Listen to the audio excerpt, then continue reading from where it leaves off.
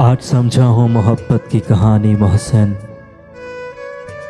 आज समझा हूँ किसे कहते हैं खसारा मुर्शद।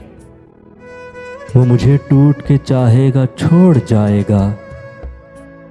मुझे खबर थी उसे ये हुनर भी आता है। दिल भी गुस्ताख हुआ चला था बहुत।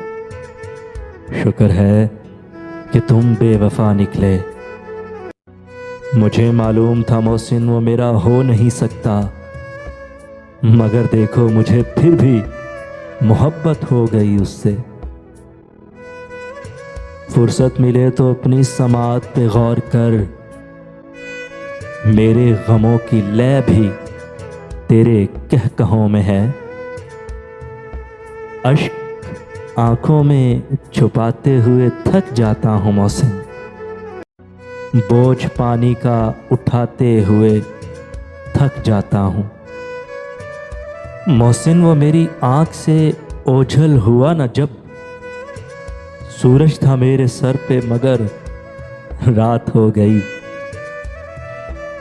यहाँ हर शख्स के अंदर यजीदी वस्फ है मोहसिन।